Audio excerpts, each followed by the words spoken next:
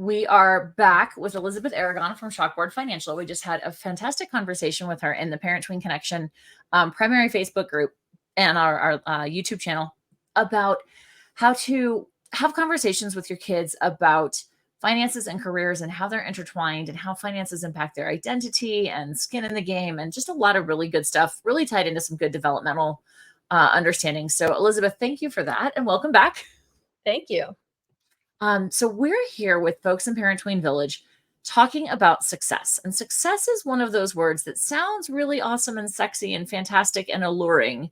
And yet for many of us is very elusive because we don't necessarily take the time to define it and say, hey, here's what it means to me. And I know plenty of adults who fall into this category, never mind the kids in their world who also, as a result, fall into the category. So where do we even start with this conversation, Elizabeth? Oh my goodness. So it's interesting that you bring this up because so at Chalkboard Financial, we do ask students in our high school classes, what does success look like? And when we first put that question in their student workbooks, it took me as an adult woman a hot minute to unpack this because Right? you're kind of standing there like, what does success look like to me? I'm middle-aged and I have a house with my husband and I have kids. And I kind of had to take a step back because, we have checked some of those social norm goals. X's, right. And but then I started so here talking parent to parent and mom to mom and woman to woman and to our group, having your student be able to answer this question, what does success look like? you know, it's obviously very different for every stage. And this is where it's really fun for students and as a parent to see your child really growing into an adult, being able to answer this question. But, for myself, freedom in my schedule is success to me. I can choose to have coffee with a girlfriend, or, I can take my 4-year-old and explore something new. That's a success factor for me. I have that freedom and flexibility.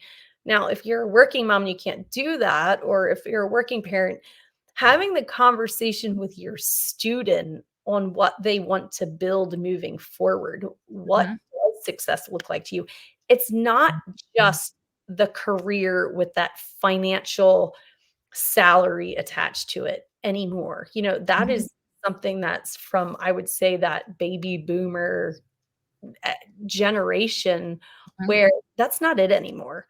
We have freedom and flexibility with the internet that we've never had before. And students see so many different things that they can do. They use the internet every day. Some of them get it and are like, oh, I can start a business now and be making income. What does success look like? Are you a wanderer? Do you want to explore and travel? What does that look like on the back end? I know a lot of homeschooling parents that travel and, live really, I'm not going to say frugally, but smartly, because they want to be able to take their kids and explore the world. They don't have the traditional home, which I think, do I have the bandwidth to do that with 4 boys? No, but I love the idea of it. Everybody's wired differently. So I would say having the conversation with your student on what this looks like, I find so enjoyable. Right now I have an 8-year-old that he said, oh, I want to be a pro soccer player. I'm like, go for it.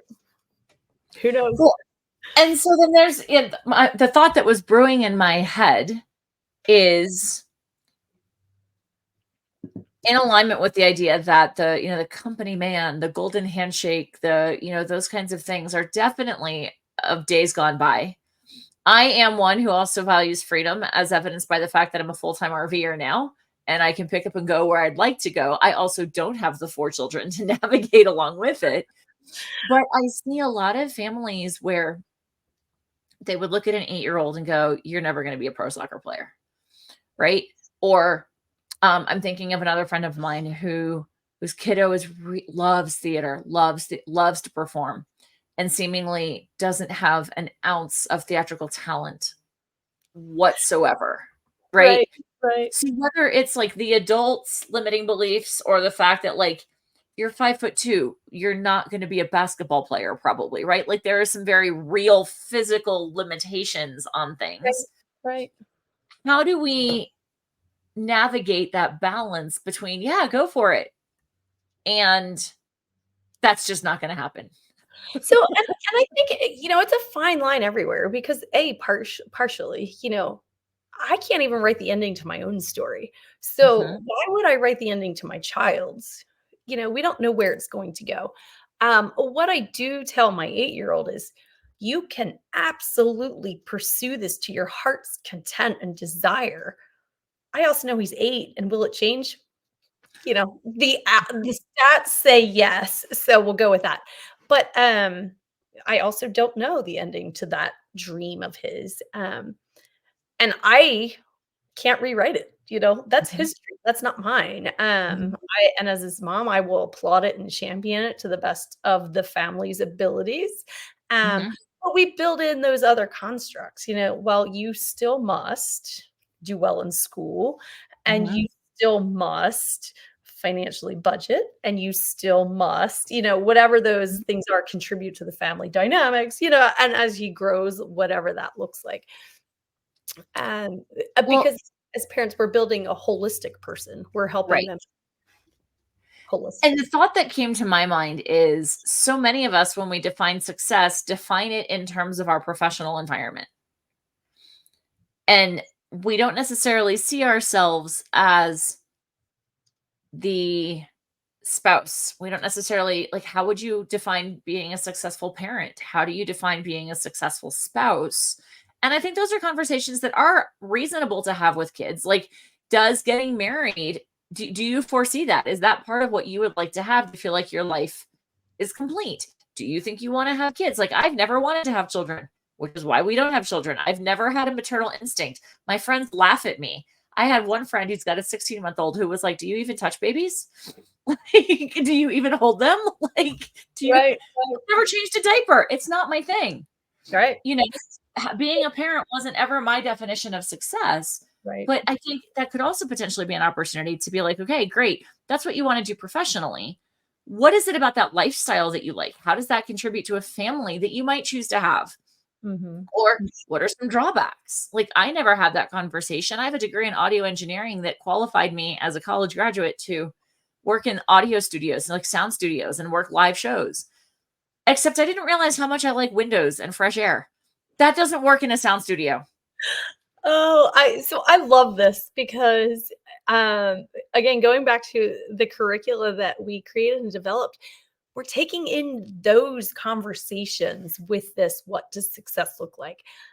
Simple things like, are you introverted and you don't like to be surrounded by, a sea of cubicles because that is not your thing. And you're really you are organized and you're a go-getter.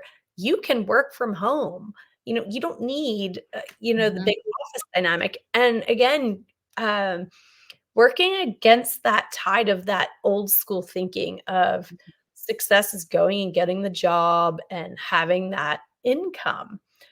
And again, there are jobs that are needed, and mhm, sometimes as a young person, obviously your first job is you're still skill building and you're right. still adapting and learning. Most kids aren't graduating high school and getting, they're not launching with their podcast and, they haven't made it at 18.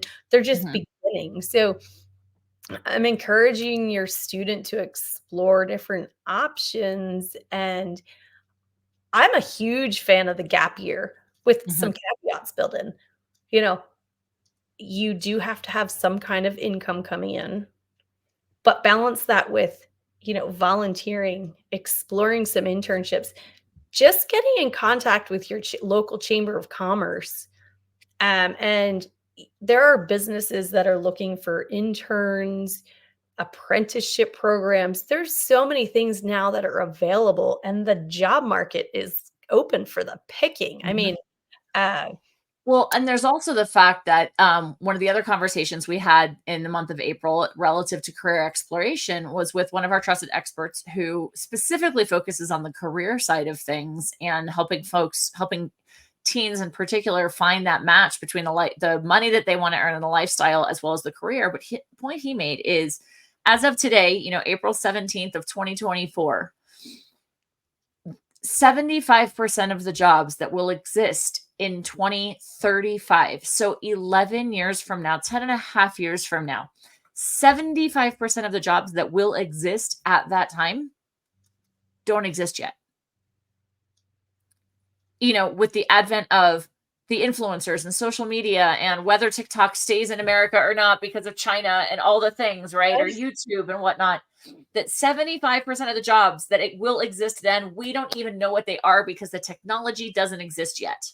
right, right, So I think that was, I'm pretty, my world is online. My world is virtual. So for the middle ager in us, right, to be this comfortable with it, I think I'm on the front end of that comfort level, but that blew my mind. And right, like, right. how many parents are like, oh, you can't do that, when like, how the heck do we know when we don't even know where the jobs are going to be in 10 years? Yeah, yeah. And I compliment that statement because in trying to equip students for what's coming, it's soft skills.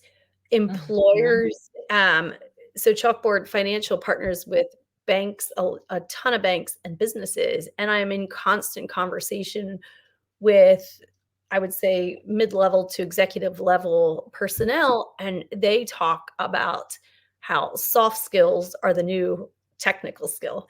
And Absolutely. understanding as a parent, how do I transcribe that into my students and what does that look like? And wait, Mhm. hold up a second. We weren't taught this. Let's just unpack what soft skills are. Ours, Absolutely. learn computers, learn the internet, learn how it works. And we, thankfully, I would say our generation unpacked the advent of the internet. Mhm. So we have the advantage of understanding what the unknown is. Influencers weren't around 20 or 10, 15 years ago. That's Yeah, a for sure. so here we are. We have the ability to say, okay, soft skills, what does that look like? It's teamwork. Can you work in a team? I have 4 boys, and on any given day, they're not the best team players. So there's a lot of nitpicking and arguing and, well, he's not this and that. Here's your chance. Leadership skills, can you project I was just reading how project management is supposed to take off. You Mhm. can take free project management classes, and if you've got the teen or tween, that has the time or the interest, or maybe they don't know what they wanna do, giving them just the accessibility, be like, "Hey, just check it out," this Mhm. is where you could redefine what success looks like to you. Maybe you want to work remotely. Project management is a remote position, Yes, it or is. be on site. You can choose Sure. to pick where you wanna work. Again, back to where What what does that success look look like, like? yeah. So, a lot of what we're talking about on the parental side is recognizing that the way things were for us in our generation is changing rapidly, and that there's going to be different opportunities. And I think keep an open mind on that.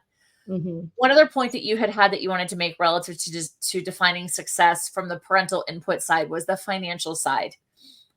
Let's wrap up with that point. What kind of insight would you recommend families have in this specific arena with defining success? So with this, we go back to just the foundations. Be it you make a little or a lot, how you use it and how you Mhm. budget, and really is the successful driver, if you will. If you know how to budget $48,000 over the course of the year, and you Mhm. save and you invest and you live on the rest, you can be exponentially better off financially, against the person that's making $150,000 but lives paycheck to paycheck because they Mhm. don't know how to budget, they don't know how to save, and they probably haven't invested. So I would say, taking that step to really weave in, the financial foundations of, Mhm. it is crucial that we teach our students and our young people, our children, this foundational concept. Absolutely. Awesome. We could talk all day. So many of the guests that we have, I literally, I just love having you. I learn, and then we have great conversations. I know parents learn from it. Unfortunately, we don't have all day to talk about all of this, do we? We do have other things to do, like to go save and invest and live on the rest. Oh, So, to thank you. Can you repeat your website for folks who are tuning in? Sure, chalkboardfinancial.org. Awesome. Thank you. And I know we will be seeing more of you. Thank you again for having us. Have a good day, everybody. Take care.